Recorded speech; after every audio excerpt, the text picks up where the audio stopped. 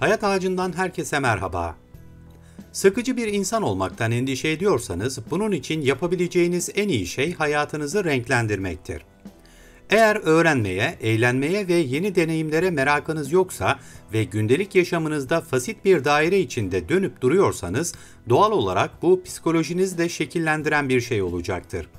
İnsanlar sizi dinlerken uykulu gözlerle bakıyorsa, anlattıklarınızdan çok başka şeylere odaklanıyorsa, mesela gözleri arada bir elindeki telefona kayıyorsa, ilgisiz şekilde sözlerinizi sadece kafa sallayarak onaylıyorsa ve sohbete çok kısa cümlelerle dahil oluyorsa, bilin ki sizin için tehlike çanları çalıyor demektir. Sıkıcı bir insan olduğunuzda insanlar sizin yanınızda çok zaman geçirmek istemezler. Gündelik yaşam içerisinde bazı insanlar görürsünüz. Çevrelerindeki insanları bir mıknatıs gibi tutarlar ve sohbetin biteceği zamanı kendileri belirlerler. Çünkü anlattığı sürece dinleyecek müptelası insanlar vardır etraflarında. Bunun sebebi anlatacak çok ve çeşitli hikayeleri olmasıdır. Burada kişisel çekicilik de önemli bir etkendir, fakat nice çekici görünen insan vardır ki oturup iki kelam etmekten acizdirler. Önemli olan insanlara yeni ve özgün şeyler söyleyebilmek ya da onların da bildiği konularda yepyeni bakış açıları sunabilmek, karşıda heyecan yaratabilmektir. Peki bunu nasıl yapacağız? Bu videoda bir insanın sıkıcı olmaması için yapması gerekenleri anlatıyoruz. Fikir sahibi olun. Özellikle sosyal medya etkileşimlerinin artmasıyla birlikte bilgisi olmadan fikri olan ne de çok insan olduğuna şahitlik ediyoruz. Bu tip insanlar hep başkalarının fikirlerini kendi fikriymiş gibi pazarlamaya çalışırlar. Oysa herkes aynı sosyal mecralarda aynı etkileşimlere tanık olduğu için ortaya özgün bir şeyler çıkması da güç olmaktadır. Şüphesiz fikir sahibi olabilmek için bilgiyle donanmış olmak gerekir. Katıldığınız sosyal ortamlarda ilgi çekecek olan ve insanların sizi sıkılmadan dinlemesini sağlayacak olan şey, özgün bakış açınız, orijinal fikirlerinizdir. Bilgiyle donanmış ve fikirlerine değer verilen biri olduğunuzda, bu fikirleri ve düşünceleri etrafınızla paylaşmak konusunda cimri davranmakta sıkıcı olmanın bir başka sebebidir. İnsanlarla aranızdaki bağı kopartabilecek, araya mesafe koymalarına sebep olacak bir şeydir.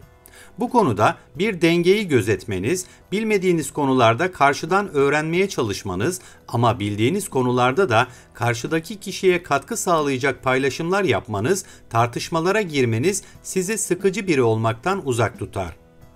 Olur olmaz konuşmayın.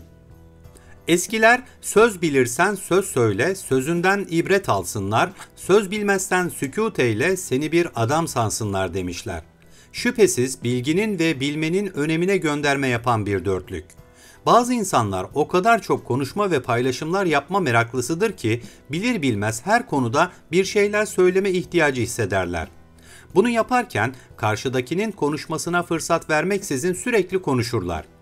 Kendi söyleyeceklerinin çok kıymetli şeyler olduğu vehmiyle hareket ettikleri için karşıdaki insanın ilgi alanlarını, düşüncelerini ve fikirlerini pek önemsemezler. Bu da doğal olarak muhatabında bir antipati oluşturur. Bir fikriniz varsa elbette söylemek, tartışmak iyi bir şeydir, fakat eskilerin dediği gibi iki dinleyip bir söylemek en iyisidir. Böylece söyleyecekleriniz konusunda düşünmek için zaman kazanır, muhatabınızın da sohbete katılmasına fırsat vermiş olur ve yerinde cümleler kurabilir, isabetli sorular sorabilirsiniz. Tek düzelikten çıkın. Eğer monoton bir hayatınız varsa, tek düzeliğe saplanıp kaldıysanız, hayatta kalmak için yapılan yemek yemek, su içmek, uyumak gibi rutinlerden başka şeylere ilgi duymuyorsanız, çevrenizde pek kimse olmamasına şaşırmamalısınız. Çünkü insanlar hayatın renklerine ilgi duyarlar, dünyayı keşfetmeye bayılırlar. Sabah evden çıkıp işe giden ve aynı yoldan tekrar evine dönen, muhitini bile değiştirmekten aciz bir insanla mı sohbet etmek isterdiniz? Yoksa şehir şehir, ülke ülke dolaşıp heyecan verici deneyimler yaşamış birini mi dinlemek isterdiniz? Bunları yapabilmek elbette bütçenizle de doğrudan alakalı, fakat daha basit şeyler yaparak da ilgi çekici bir insana dönüşebilirsiniz. Gazetecilik okulunda toplum bilim profesörümüz bize fırsat bulduğumuzda mağaza vitrinlerini dolaşmamızı, sahaflarda eski kitapları, mecmuaları, gazeteleri karıştırmamızı, eski fotoğrafları incelememizi tavsiye ederdi. Bunları yapmak devasa bütçeler gerektirmeyen aktiviteler fakat size katacağı çok şey olacaktır. Canlanın. Monoton bir hayata sahip kişiler ne kadar sıkıcıysa, yüz ifadeleri solgun, bakışları ölgün kişiler de o kadar sıkıcıdır. Bu tipler genellikle düşük ses tonuyla konuşurlar ve göz temasından kaçınarak sinirleri alınmışçasına tepkisizce davranırlar. Oysa yaşadığımız modern çağ insanları zaten yeterince yoruyor. Sizinle sohbet etmek, fikir alışverişinde bulunmak için gelen kişi aslında sizin tatilcinizdir. Sizde rahatlamaya, huzur bulmaya gelmiştir. Fakat sizdeki coşku eksikliği, ilgisizlik, iletişimsizlik muhatabınızı daha da yoracaktır. Bunu aşmak için daha fazla göz teması kurmayı, karşınızdaki kişinin ne söylediğine ve ne düşündüğüne odaklanmayı, gülümsemeyi, bazen ses tonunuzu yükseltmeyi deneyebilirsiniz. Okuyun. Yeni deneyimler yaşamak, yeni maceralara atılmak bütçe işidir demiştik. Herkes için uygun bir seçenek olmayabilir. Fakat çeşitli konularda okumalar yapmak da sohbet ortamlarında size konuşulacak konular sağlaması bakımından önem vermeniz gereken bir şeydir. Sıkıcı biri olmaktan muzdaripseniz, toplumda çok konuşulan meselelerle ilgili okumalar yapmak işinize yarayabilir. İnsanların ilgi gösterdiği çok satan kitapları okuyabilir, popüler dergileri karıştırabilir, başkalarıyla ortak paydalarda buluşabileceğiniz materyalleri inceleyebilirsiniz. Bir süre sonra insanlarla iletişiminizde ilerleme kaydettiğinizi, sohbet ortamlarında kendinize yer edindiğinizi göreceksiniz. Meraklı olun. Bir insanın merak duygusunu yitirmiş olması, hayal kırıklıkları ve başarısızlıklar yaşamış olduğunu, mücadele azmini kaybetmiş olduğunu gösterir. Oysa hayat denilen şey, bazen bitkin düştüğümüz, hüsran yaşadığımız, yelkenleri indirdiğimiz anları da içinde barındırır. Bu hep böyle gideceği anlamına gelmiyor. Hayata karşı yenilmiş olduğunuzu içselleştirdiğiniz zaman gerçekten yenilirsiniz. Bu da sizi başkalarının yanında çekilmez biri yapar.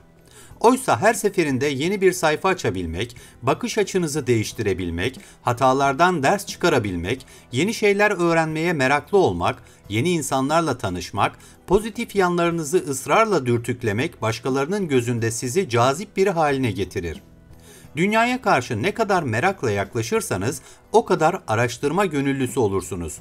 Ne kadar araştırırsanız da o kadar kendinize meydan okumaya başlarsınız. Sorunlarınıza odaklanmayın. Etrafınızdaki herkes sizin sorunlarınıza kulak verecek, bu sorunlar için yardım edecek ya da çözüm yolları üretecek duygusal kapasiteye sahip olmayabilir. Sorunlarınızı girdiğiniz her ortamda dile getirmek, sürekli kendi sıkıntılarınızla ilgili konuşmaya çalışmak karşınızdaki kişide bir bıkkınlığa sebep olabilir. Yakın arkadaşlarınızla birebir sohbetlerde bile sorunlardan bahsederken karşınızdaki kişinin de bazı sorunları olabileceğini, onun da bunları dile getirme ihtiyacı olabileceğini göz ardı etmeyin. Sorunlarınızdan söz ederken arada esler vermeyi, muhatabınızın anlatacağı şeyleri de dinlemeyi ihmal etmeyin. Aksi takdirde kısa süre sonra etrafınızda sizi dinleyecek, dertleşebileceğiniz kimseyi bulamazsınız. Telefonu elinizden bırakın. Günümüzde telefon bağımlılığı başka birçok bağımlılık türünü geride bırakmıştır. Yalnız olduğunuzda bu telefonla oynama hastalığı kişisel olarak sizin sorununuzdur. Fakat sosyal bir ortama girdiğinizde de aynı bağımlılığı sürdürüyor, gözünüzü ekrandan ayırmıyor, karşınızdaki kişinin anlattıklarına sadece kafa sallayarak cevaplar veriyorsanız bu sizin için olumsuz puanlar toplar. Çünkü karşınızdakini umursamadığınız gibi bir durum ortaya çıkar. Sürekli telefonla oynuyorsanız kiminle neler konuştuğunuza odaklanamazsınız. Sohbetin içeriğine dair üstünkörü cevaplar verirsiniz ve bu da sizi sıkıcı bir insana çevirir. Bir sohbet ortamında yapılacak en güzel şey zaruret olmadığı sürece telefonu çantadan hiç çıkarmamaktır. Böylece karşınızdakine sadece ona ve anlatacaklarına odaklanacağınız mesajını açıkça iletmiş olursunuz. Videoyu beğendiyseniz Hayat Ağacı'na abone olmayı, yorum yapmayı, beğen butonuna basmayı ve bildirim zilini açmayı unutmayın.